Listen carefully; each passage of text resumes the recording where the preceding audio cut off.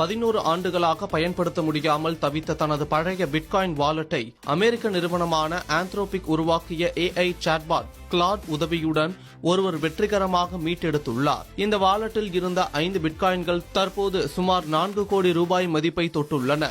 CPRKRN என்ற பெயரில் X தளத்தில் செயல்படும் இந்த நபர் 15 ஆண்டுகளுக்கு முன்பு தனது கல்லூரி காலத்தில் கையில் இருந்த சிறு தொகையை கொண்டு பிட்காயின்களை வாங்கியுள்ளார். அப்போது ஒரு பிட்காயினின் விலை சுமார் 250 அமெரிக்க டாலராக இருந்தது. 7 பிட்காயின் எனில் அப்போதைய ரூபாய் மதிப்பில் கணக்கிட்டால் 75,000 முதல் 80,000 ரூபாய் வரையில் இருக்கும். கிரிப்டோ வாலெட்டின் கீ அதாவது பாஸ்வேர்டை சேமித்து வைத்த ஃபைல் எங்கு இருக்கிறது என்பதை மறந்துவிட்டார் அந்த நபர். இதனால் 2015 முதல் அந்த வாலெட்டை அணுக முடியாமல் போனதாக தெரிவித்துள்ளார். பல ஆண்டுகளாக முயற்சி செய்தும் முடியாத நிலையில் இறுதியில் AI உதவியை நாடியுள்ளார். எப்படியாவது கிரிப்டோ வாலெட்டின் பாஸ்வேர்டை கண்டுபிடித்தாக வேண்டும் என்ற திட்டத்தில் தனது கம்ப்யூட்டருக்கான மொத்த ஆக்சஸை கிளாட் AIக்கு கொடுத்துள்ளார். ஆக்சஸ் கொடுத்த பின்பு தனது பிரச்சனையை ஃபார்மட் வாயிலாக விவரித்து கிரிப்டோ கீயை கண்டுபிடித்து அளிக்க கூறியுள்ளார். கிளாட் AI-யின் உதவியுடன் சாத்தியமான அனைத்து கடவுச்சொல் காம்பினேஷன்களையும் ஒவ்வொன்றாக முயற்சித்ததில் இறுதியில் வெற்றி கிடைத்தது.